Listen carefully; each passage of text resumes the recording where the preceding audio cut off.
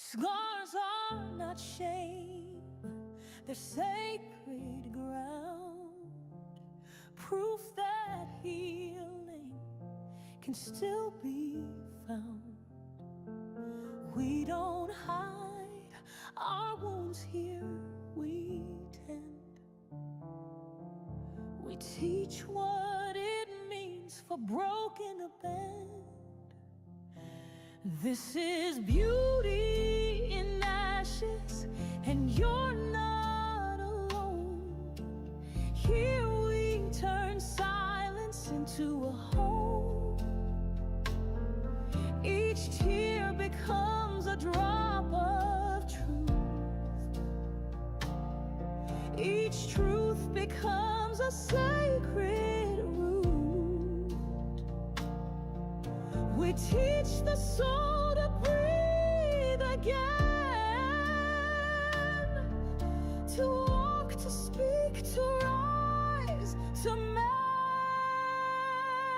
You are not your trauma, you are not your past. Let it rot.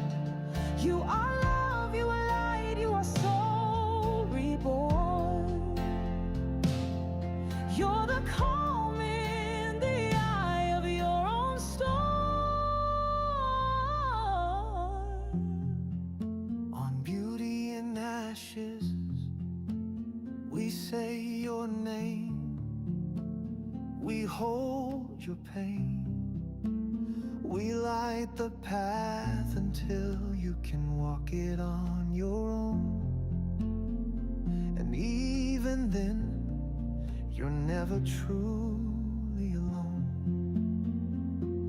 Beauty in ashes, freedom and truth, healing for elders, healing for youth. This is our platform, our prayer, our stage. This is our reckoning, our sacred rights. This is the song of hearts restored. This is the space we all move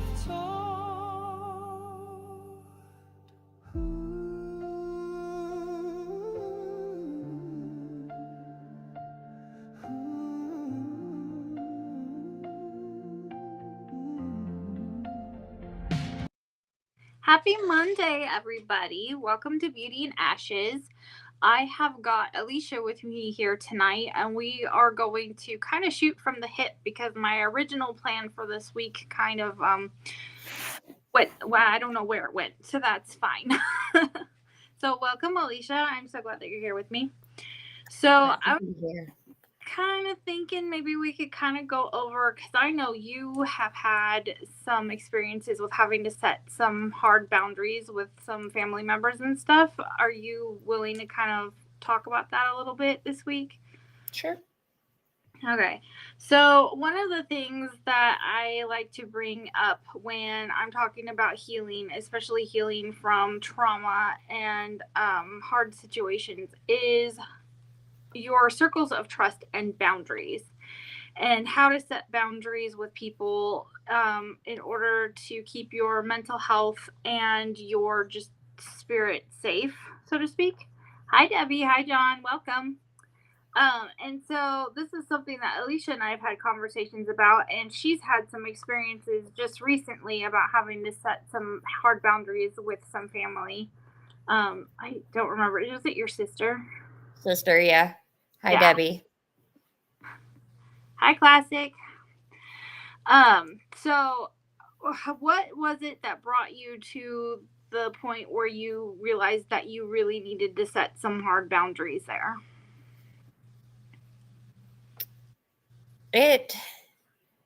I had started to kind of make a generalized announcement to everybody about the whole case with my daughter, and how the more I felt like I didn't have support, the harder it was getting for me to fight.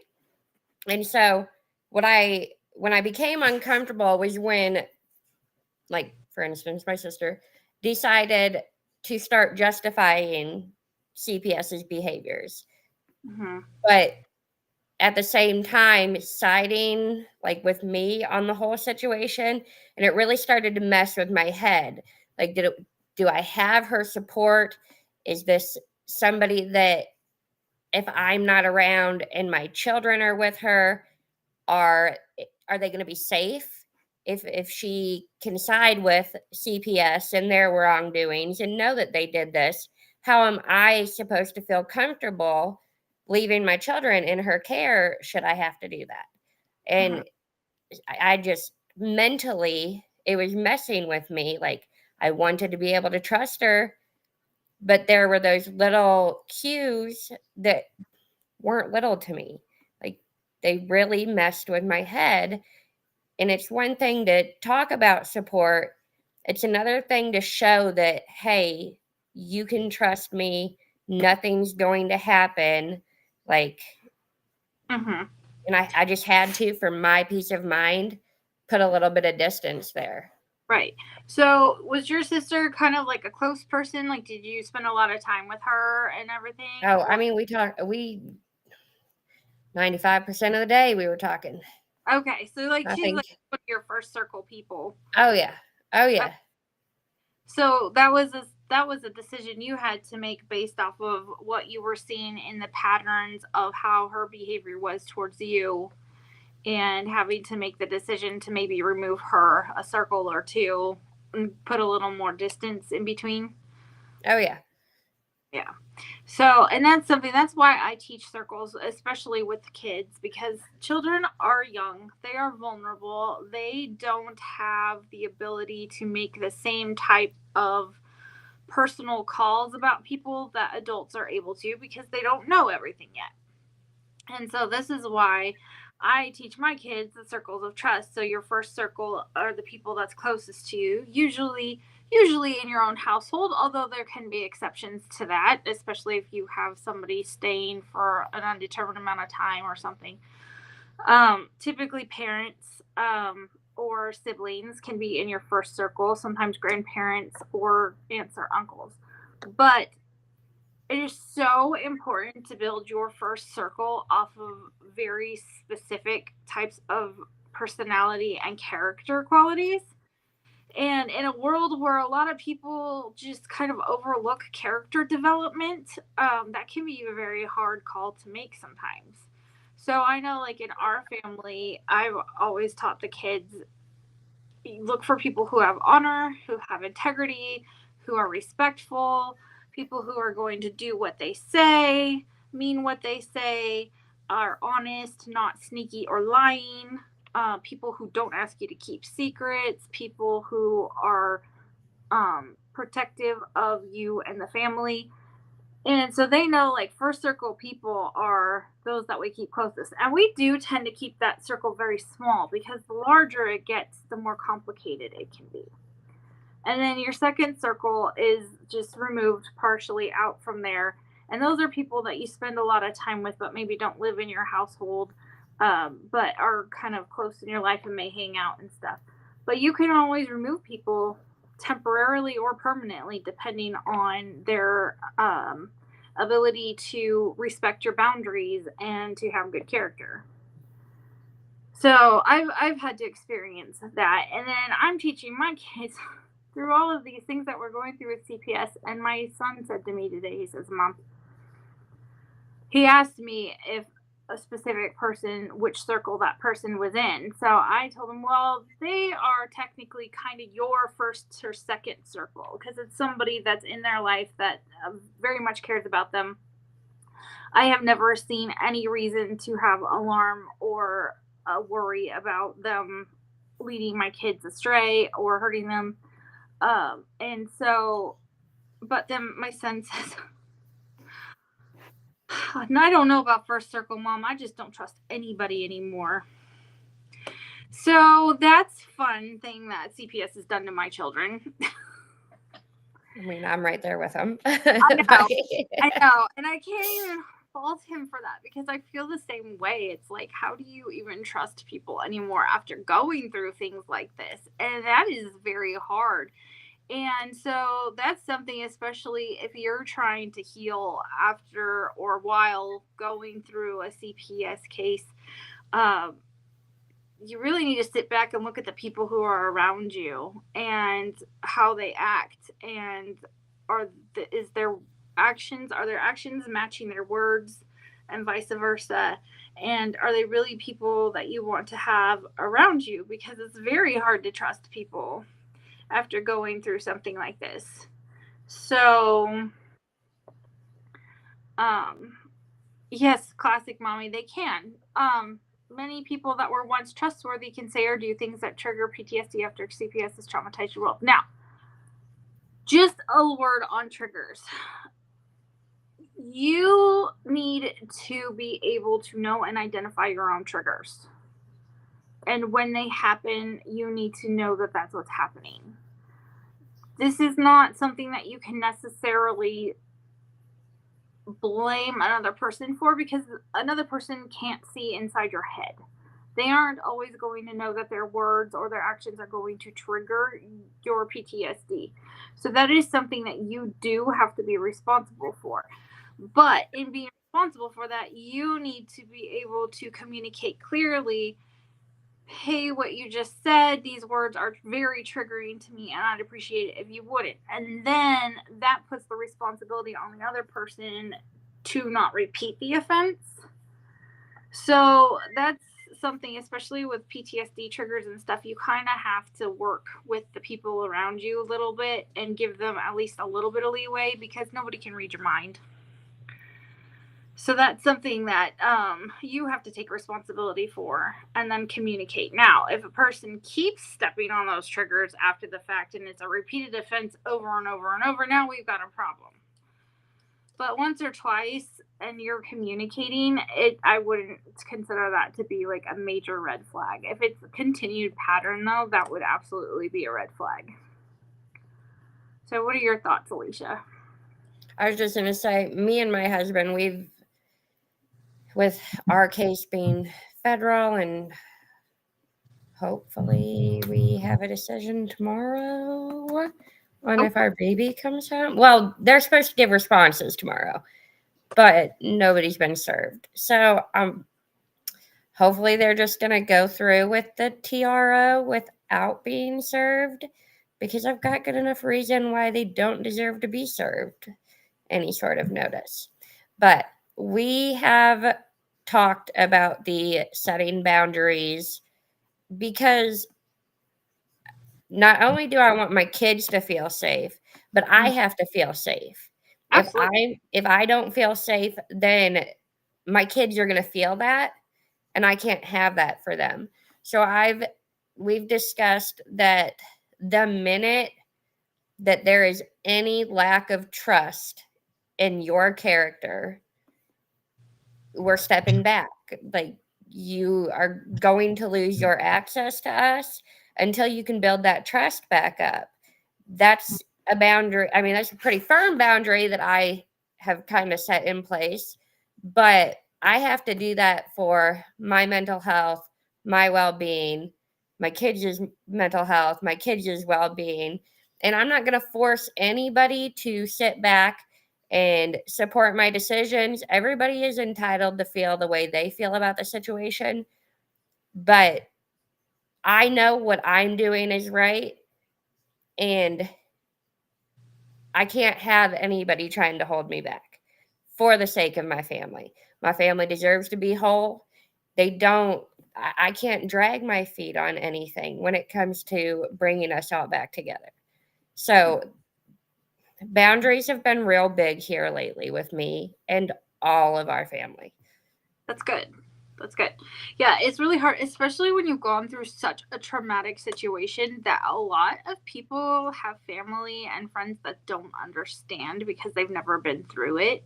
And people can be awfully abrasive and very unthoughtful in how they approach it.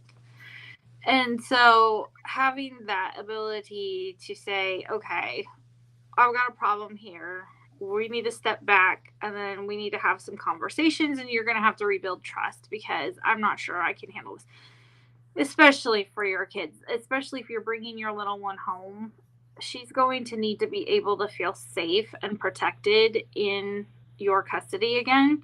And Mhm. that's going to take some time for just even you and your husband to be able to build trust with her specifically.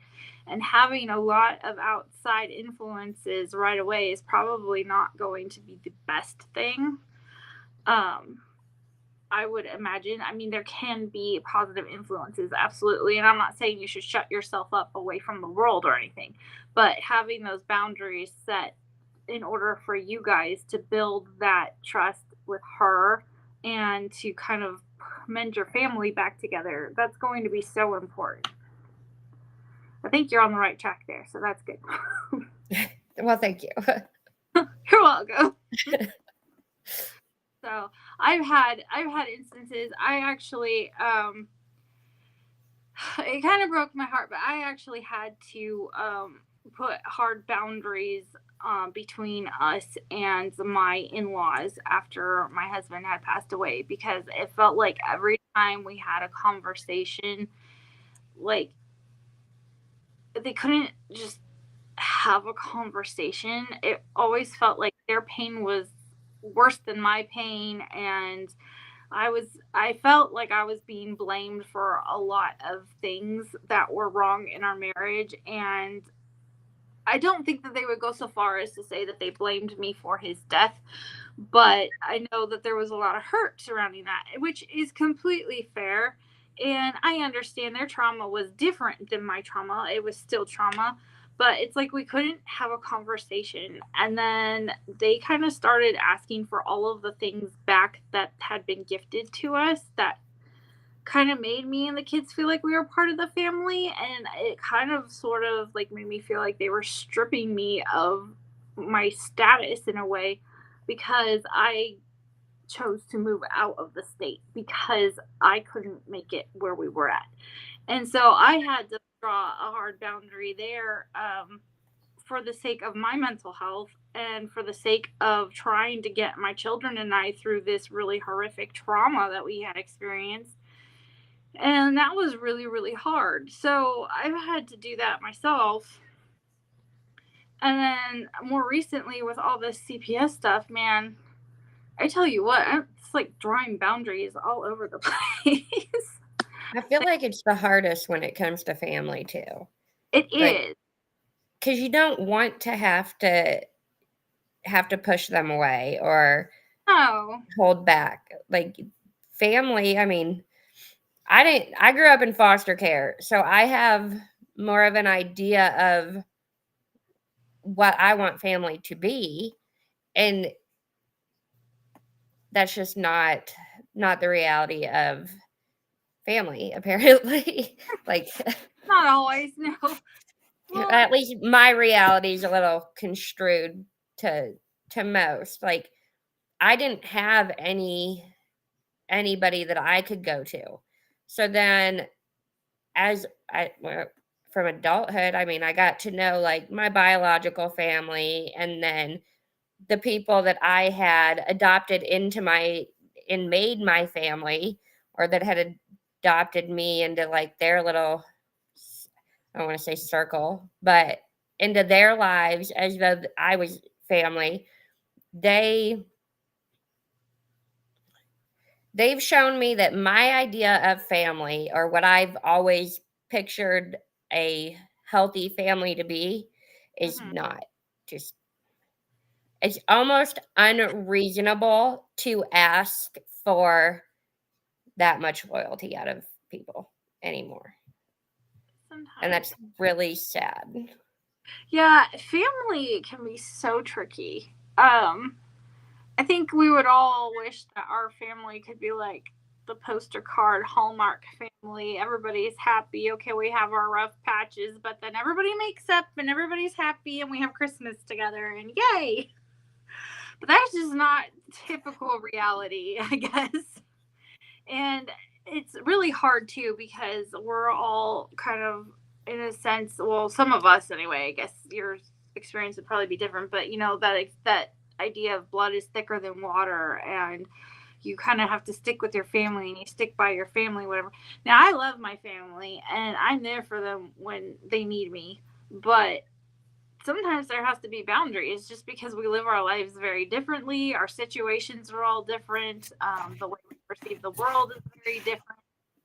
I have a family member right now that is being very judgmental towards me because of the whole CPS situation. And I'm just like, well, that's your opinion, but you don't know because you haven't been through it. So, you know, it's hard when it's with family. I have to say the first one's always the hardest, but once you get more comfortable with where your boundaries need to be and you get more comfortable with communicating them, they get easier as they go.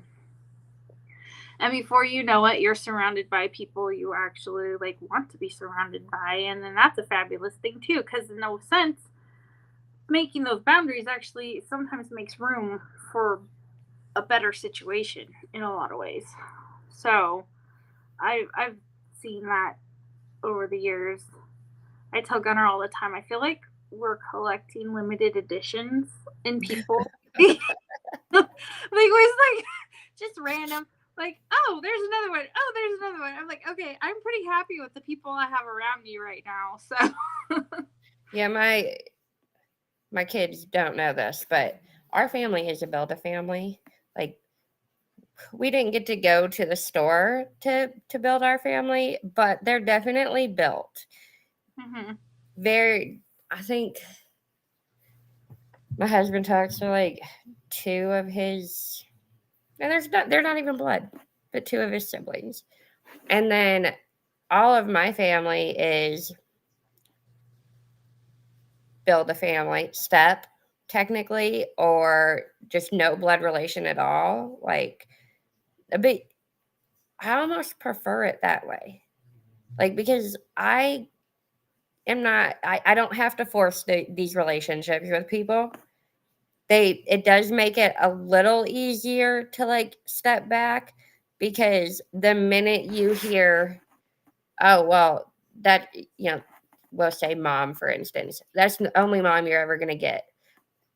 It's not, though. Not for me, anyways, Mm-hmm. because I get to pick who my family is. I'm blessed enough that I got to pick who my family was.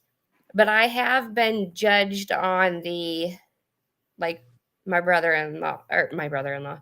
husband, so my in-laws. His brother had made a comment once about cutting people from his side of the family out of our lives for our well-being and our mental health. And he's like, well, that's the only family you're going to get. But if Not, they're not healthy for our family and they're not healthy for us, why should we force that relationship? you shouldn't. You And shouldn't. that's the judgment you get when it comes to cutting Oh, family out oh or yeah. putting those boundaries in place. We collect people all the time. I mean, like, we're such strange friends sometimes. I love them all.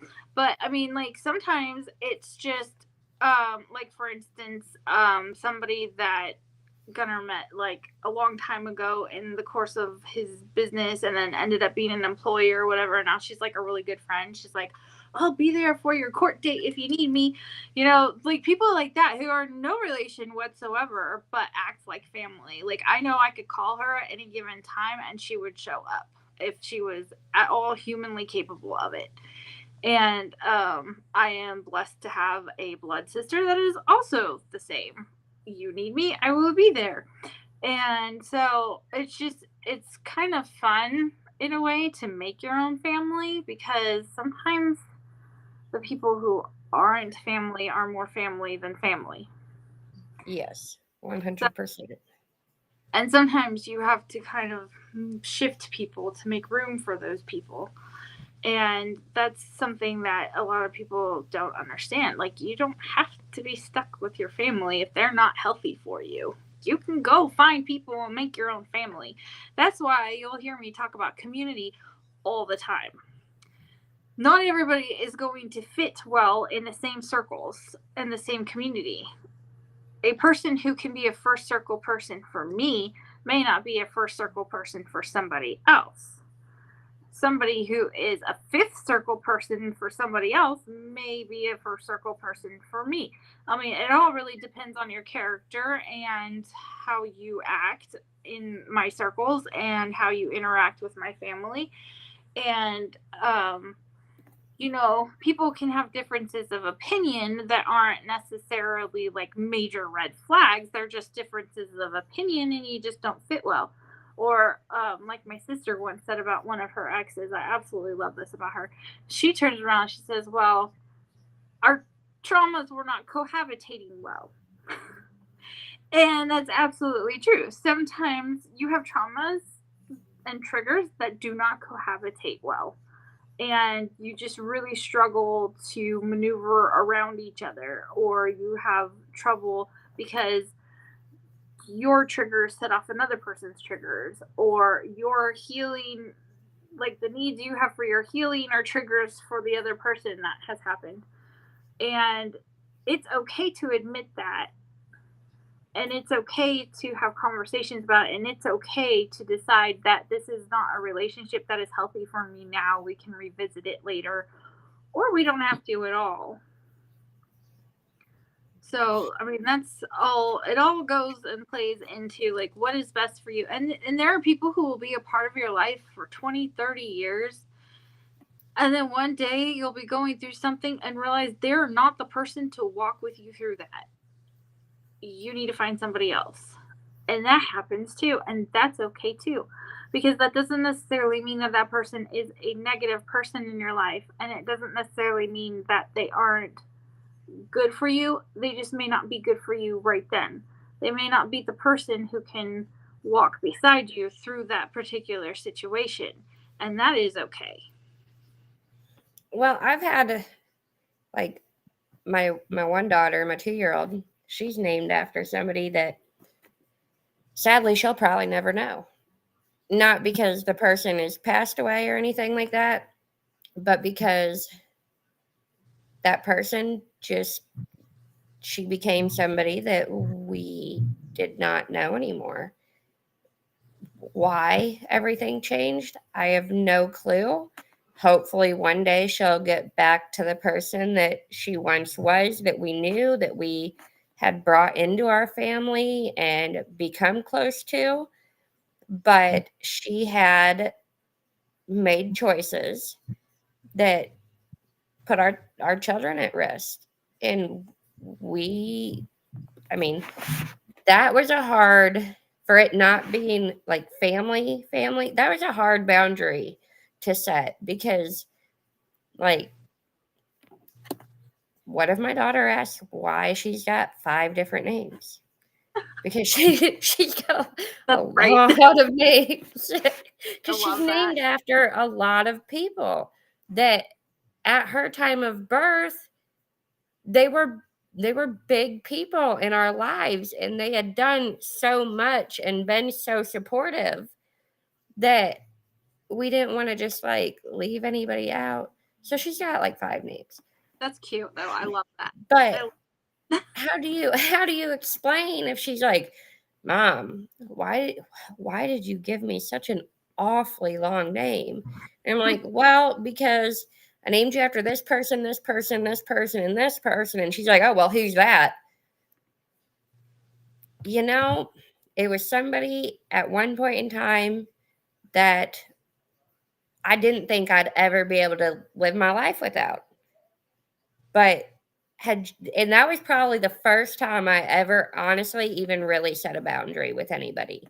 Like, to the extent of, you no longer get the access that you had to me, to my family, or to anybody I care about if I can help it, until you step back and you realize that this behavior is not okay for anybody, not even for your own family. Would this behavior be okay? And that was a lot easier of a boundary, and that was a complete cutoff. Like, have not Sorry, the baby's screaming. It happens. It's fine. Have not had any contact for about 2 years now because my daughter's 2.5 technically. And that was just, I never thought, because we had been friends for over a decade. I mean, one of my closest friends that was still alive. I didn't think I'd ever be able to make it through that. And it was easier to cut that off than it was my sister, who I've. What? It's oh, she's upset. No, that's the boy. Oh, he's upset. Yeah, that's the boy. The little one just ran out here, though, to let Dad know that he's crying. Aww. Oh, yeah. He's just got a really high-pitched shrill. Oh. But, like, my sister, I only just met her 4.5, 5 years ago. Oh, wow. Yeah. So, like, that was... She's your bio sister, right? No, so she is technically my stepsister. Oh, okay. But not technically my stepsister. So her dad is who I consider my dad. Okay. He was engaged to my biological mom. Ah, gotcha. Yeah. So they got engaged like right at the beginning of all my CPS stuff with my oldest daughter. So they were there for everything. They were there for it all. And so I think maybe that's why setting this boundary with her was hurt so much and was so hard, because you were literally right there with me, went through it all with me. We did visits with your niece, my daughter, together. Like, you babysat her. You were one of the first and only people to hold her. And how can you justify all this? That's hard.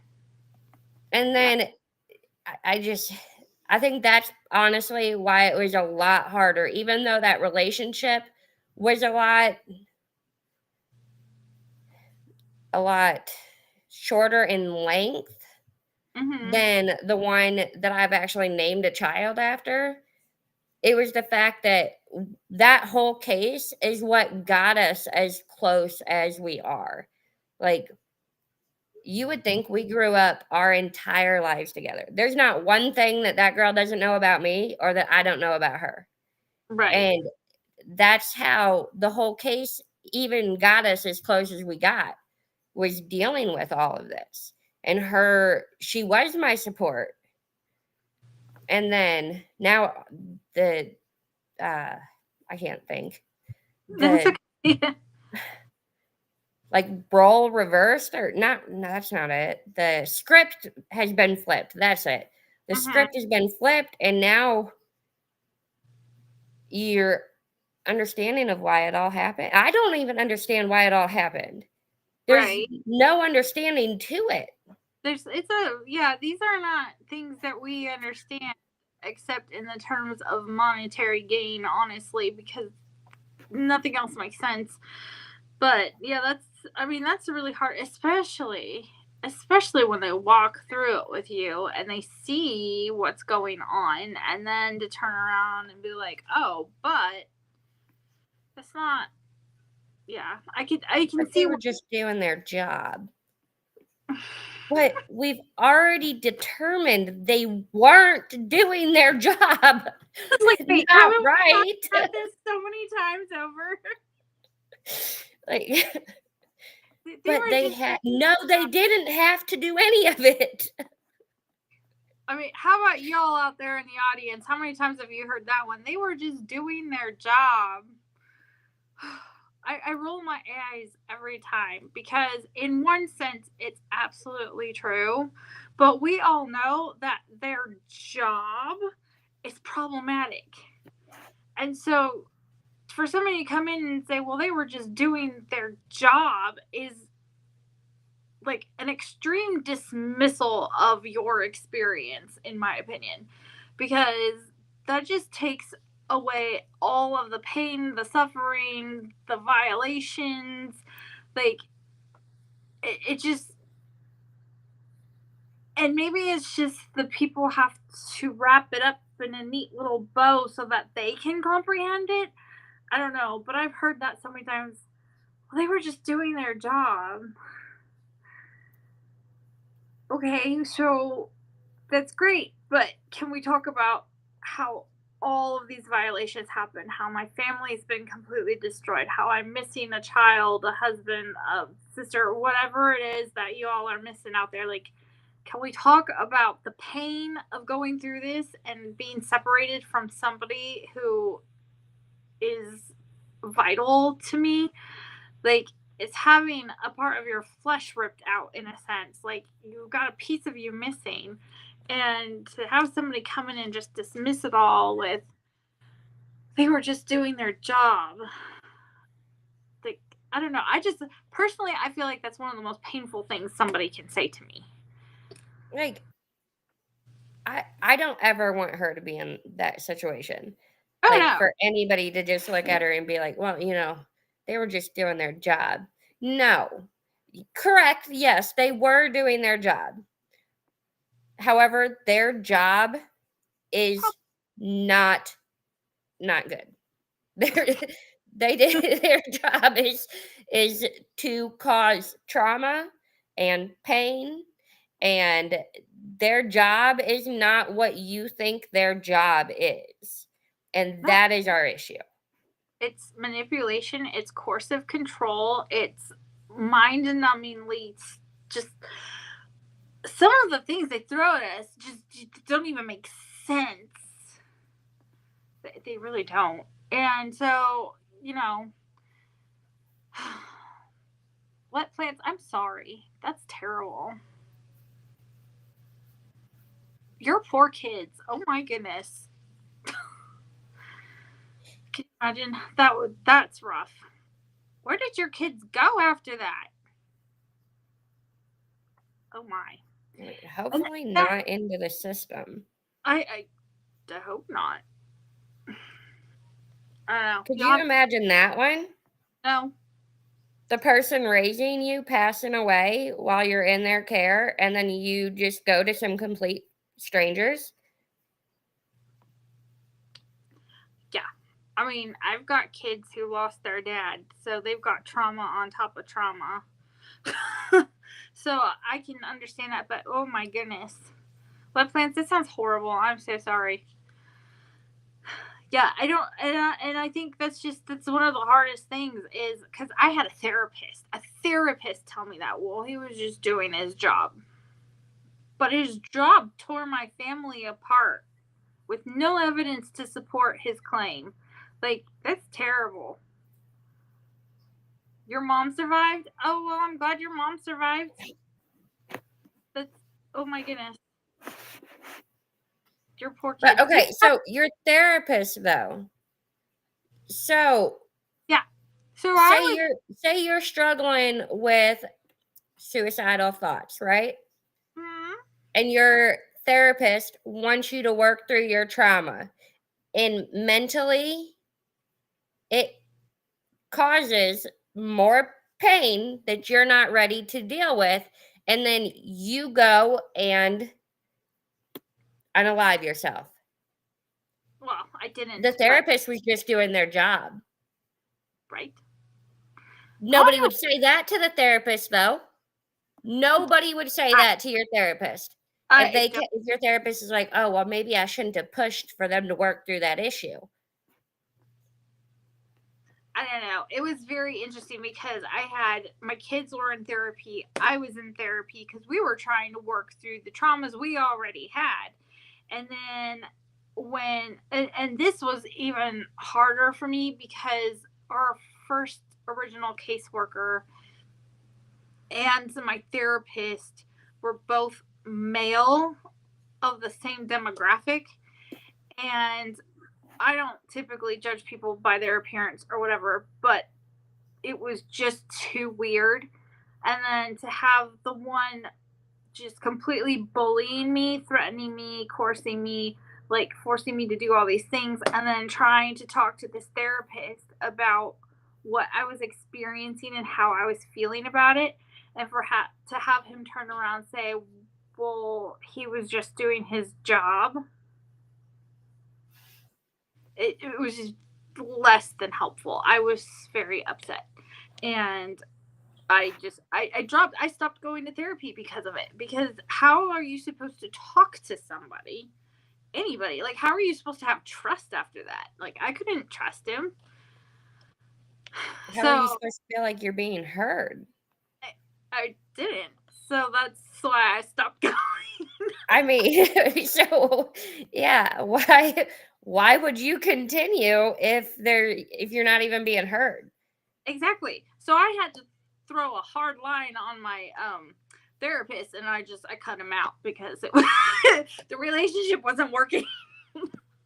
See, throughout my case, I had an issue with therapists, and I would go because they always want you to go through their providers and do this and do that. And I'm sorry, but I want an unbiased opinion. Like, me and my husband have even had conflicts with the unbiased opinion. I can hear something from him, and maybe it's just me, but it doesn't mean the same as if I hear it from an outside source. Like, because it's my husband, and I feel like, of course, he's going to side with me. He's my husband. Uh, or at least he's going to back me because he's my husband. I mean, unless he sees something extremely wrong with where you're standing, then I mean, I hope he would speak up, but in a respectful way. Yeah, but for the most part, like, he's got my back. If I feel a certain way, then he's like, "Yeah, I get it. You have every Absolutely. right to feel that way." Yeah. But so when that's how I kind of see CPS providers. It's their people to have their back. How am I ever supposed to feel comfortable being open and being honest with these people that I know are reporting back to you? Like, you want me to work on my issues?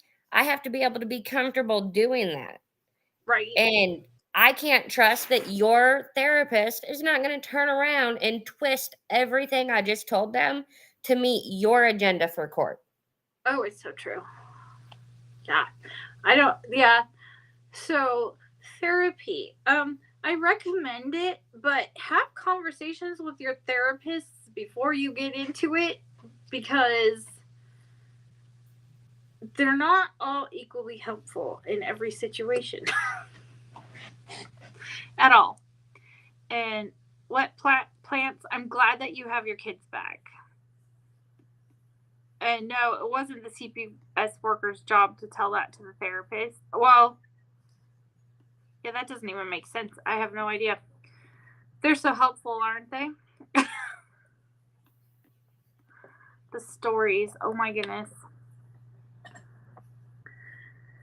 So, in the midst of going through these situations that are so very difficult for us, it is so important to be able to identify the people around you who are being supportive. Now, it's okay for somebody to call you out. It's okay for somebody to say, "Hey, I'm seeing this in you. I'm concerned. Maybe we need to have a conversation about this." It's okay for somebody to call out, like, certain things, but it's not okay for them to downplay your trauma and your pain and the situation that you're going through. And it's not okay to dismiss the fact that we are being walked all over all the time in these cases. I think I I read something last night that said, well, this was about in laws, but it, I feel like it could pertain to a lot more than just like your in laws. So it had said, if you, I'm trying to remember, I can't remember exactly what it said, but if somebody comes, if your spouse comes to you and has an issue with an in-law, it is not your spouse's responsibility to correct that issue. That is your family, your in-law. You chose to be with your spouse. You choose to back your spouse. Is pretty much what it was. So I feel like that could be taken into more than just an in-law type of situation. Yeah. Like if you choose to go through this fight with me from beginning to end, or any fight with me from beginning to end, you're Mhm. choosing to have my back. Obviously, if there is something deeper that you see that I don't, because everybody's got different perspectives on things. You can come to me and say, "Hey, I don't agree with this part, but the rest I get." Like Yeah. it would have been a whole nother situation with my sister if she had just said, like, "Hey, did you ever think that maybe the caseworker felt this way and that's why they went through?" Or instead of just, "Well, they were just doing their job. You got to understand that they have to do this." Or, "You're overthinking it." Oh, I really? can't stand that you're overthinking it. No, I'm not. I'm not I'm overthinking pretty sure nothing. none of us out here are overthinking it. Oh my goodness. Everything is a What's when I start to talk about my fear of CPS, you're just overthinking it. How though, when I have witnessed how corrupt they can be, how many laws they're willing to break, so many? how am I overthinking any part of them? You're not. You're absolutely not. Like there's When just certain ways to come. If you disagree, you disagree. That's fine. I don't expect anybody to fully agree with everything I say, no, but there's a way to come about your disagreement. And when you completely dismiss the way I feel to justify somebody else and their behaviors, hmm, that's not okay to me. no, it's not.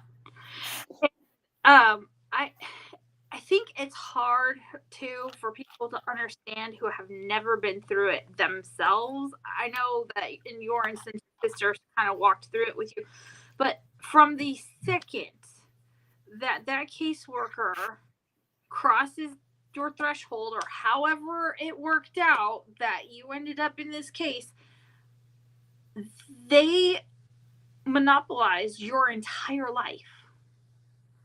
People do not understand this. You can get a call at any time. Bring the kids in. We want to talk to them. We want to come by your house. We want to do this. We want to do that. Court dates. You you have no idea how many there's going to be. You don't know when they're going to be. You don't know if you're going to end up having court on the date that they set, or if something's going to come up and they're going to have to move it again. You don't know if you're going to get through and have to appeal and then go through the process all over again. Like, you don't understand. And then if your child is taken, now you're worried about that child like every waking moment, because that child is not with you and you don't know what's happening, and it's concerning. And like, I went through that with my stepson. He's not my biological child, but I was very worried about him, especially where he ended up. And these things happen, and people just don't understand how much of your time, your energy, and everything CPS literally steals from you. And they just monopolize your entire life for an extended amount of time, some longer than others. And then those of us who choose to say, okay, well, this is a problem and we need to fight it because I deserve to have my family. We've done nothing wrong. Well, then you're in for an uphill battle even longer because you're actually going to sit here and fight it. And they don't like that. So then you end up in situations like with what I'm dealing with retaliation. I'm pretty sure I'm being stalked. And, all of that. So then now that's a whole nother layer of worry and concern that's on top of you. I mean, but they're just doing their job, Sharon. Right. I guess. I just want to know if they're underpaid and understaffed and they're so limited on resources, how do they have the time or the resources? That's what I want to know. Like, right? What? Right. How do you have they're just doing their job that well. They have the time and the resources to waste on watching somebody who's literally doing nothing except, Who was it that said on one of the shows they would literally sit and watch your social medias? Oh, they do. Oh, right when I started this, like, decided I'm taking this federal, like, this is the only shot I have at my daughter coming home. One post in, one TikTok made, and boom, caseworker from 3 years ago. All of a sudden watching my stuff. I'm like, honey, it's been 3 years. Shouldn't you be, like, I don't know, watching some? I don't even live in your state anymore. I don't know. Is their name on the lawsuit? Shouldn't you be watching, like, the children that need you to watch them? The children that actually need protecting, not somebody you can't even touch? No, imagine how much in state funds is going to this project. Because, and I know it's true, because this last batch of court documents that they served to me literally has a TikTok video written into it. Oh, they had taken pictures off of my Instagram. Time or energy.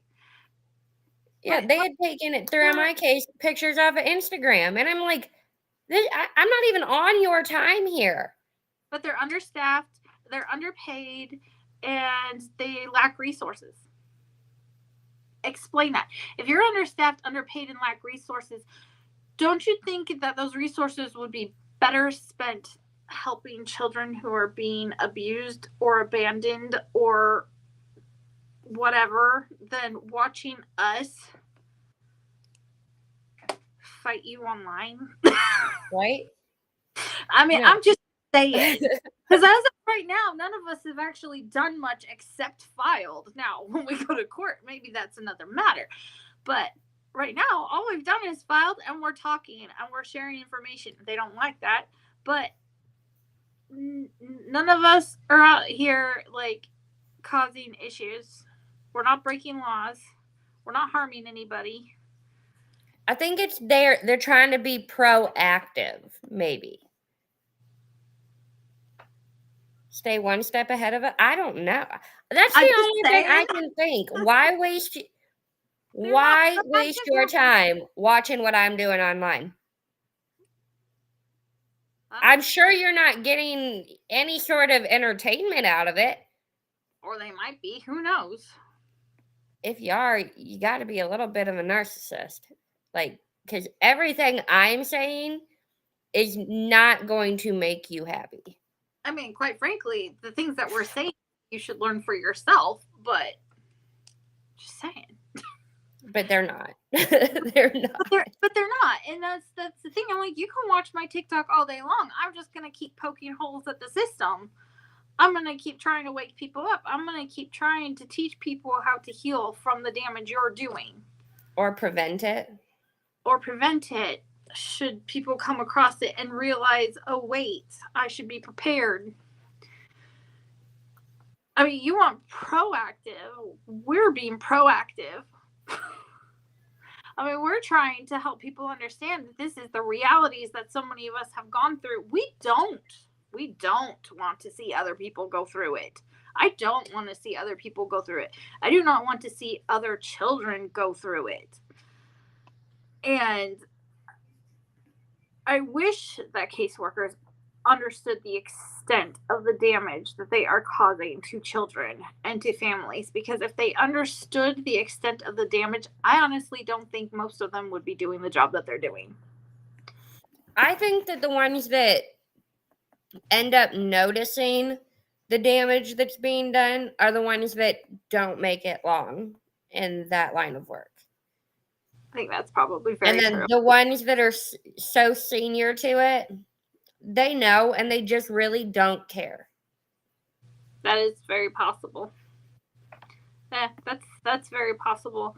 I mean, I don't understand what it takes to be that person who can walk into somebody's home and make up a bunch of crap and take away their children. Like that's pretty messed up. But that, I mean, and a lot of it is how, I mean, we've said it over and over. Their policies and procedures are written a very specific way, and they're trained a very specific way. But I think that if they understood the extent of the damage that is being done, like, see, I was thinking about that the other day, because that one post I made, why aren't we adopting whole families? Why don't we have family mentorship as part of these programs? These parenting classes are useless. Why don't we have mentorship? Why aren't we allowing foster families who are willing to volunteer? Why aren't we assigning foster families a whole nother family to support and take care of? Now, I know that not every situation is the same, and I know that some things are not possible for every situation. Like, I'm not unrealistic. There are terrible parents out there. But why is separation the first solution we go to? That makes no sense to me. I think it's because you can mold a child. You can mold a child. And you can't teach an old dog new tricks. That could very well be. So if they only take the child, they can alter that child to fit what they want that child to believe, to think, how they want that child to act. I mean, they can mold that child. That's why the older a child gets, they don't want that kid no more. Yeah, that's very true. Babies, toddlers, under, I'd say about the age of 5, I think is it's what like most foster families want. 5 and below, because they're not fully developed yet to the point that their personality is still developing and everything else. And I mean, I know it has to do with money, and also, I mean, it is cultural genocide. They're separating children from their culture, from their birthright, and giving them to strangers. And then they're repeating the process again when you all age out and you start having your own kids. And then they remove those kids. And then you got to wonder, like, how many generations does it take for a bloodline to no longer exist, because every child's been removed from their birthright? Like, and I honestly do think that they make it nearly impossible, or at least very difficult, to find your bio parents once you're out, on purpose. See, I haven't looked into it yet, but now it kind of makes me wonder how many states allow, like, leave it open after an adoption. Like an open adoption? Well, when they adopt a child out for a TPR, automatically it's a closed adoption. Yeah. In so through most foster states, I believe foster care only, I could be wrong, I think they only do closed adoption. Open adoptions are done through like agencies or through private contract. So, okay. I just didn't know. I know a girl who she still gets to see her kids, and they were adopted, but I don't know if that was a closed adoption and she just has really awesome foster to adopt parents that took her kids. or what that situation kind of looked like. I don't know. But I'd have to honestly, I might have to like do some research on that because I know that there are possibilities to still see your kids after they're in foster care and even maybe adopted out. But I don't think the state typically deals in open adoptions because the idea is to alienate the parent, right? yeah. And then if you can alienate the parent, then the So parent. why claim reunification and then close an adoption so that there can't be contact? Because I know that like my adoption with me when I was a kid, it was closed. The one with my daughter that I'm trying to fight, it's closed. As a child, I could reach out to my bios, but they were not allowed to reach back out to me without my adopted parents' permission. Right. So If I were to reach out to my daughter, I would be thrown in jail. Yeah. Quick as crap. Right. So part of that is parental alienation. Keep you out of the picture so that they can parent this child that technically belongs to you. Then why even say reunification at the beginning? You already know what you're gonna do. You already know what you're gonna do. Because it looks good on paper.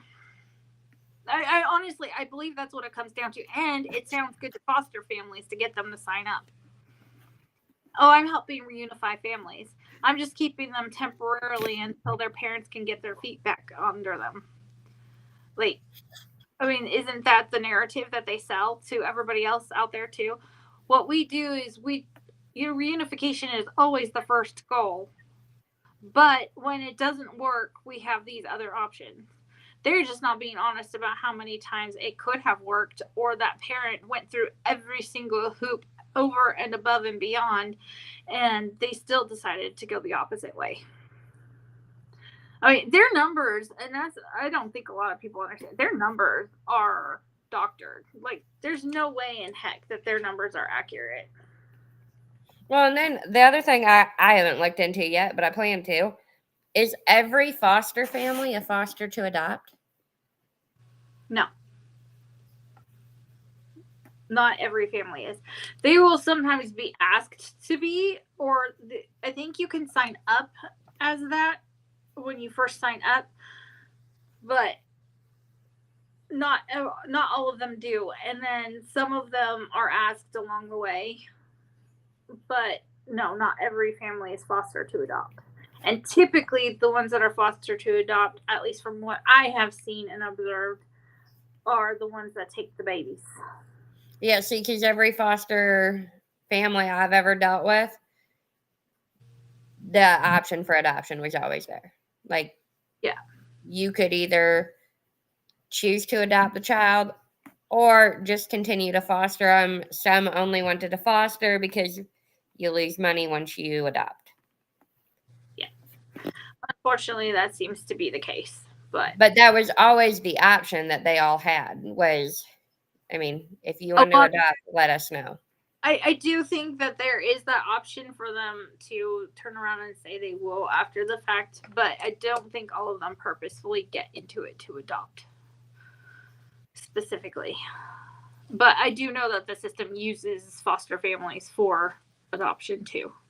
But I do believe that they also have adoption, like they use certain adoption agencies and stuff as well.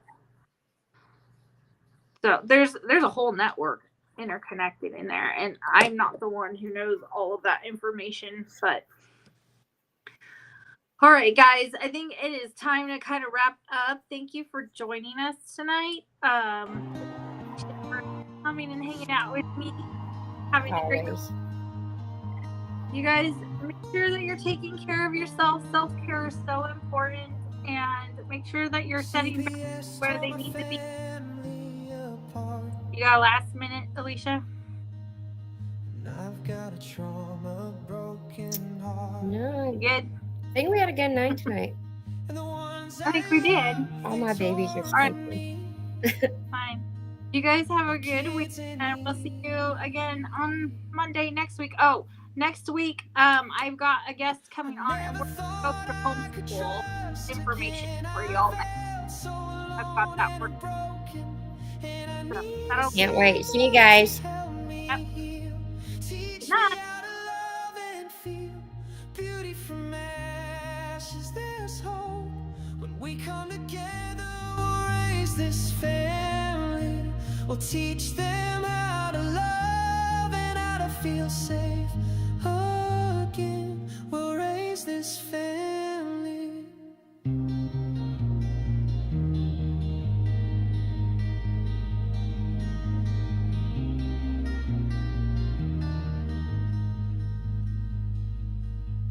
CPS tore my family apart, and I've got a trauma broken heart. And the ones I love, they tore them from me, my kids and me.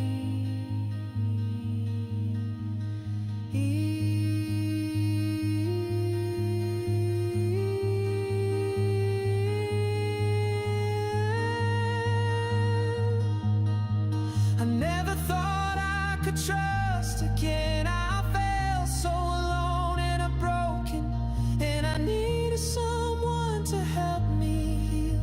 Teach me how to love and feel. Beauty from ashes, there's hope.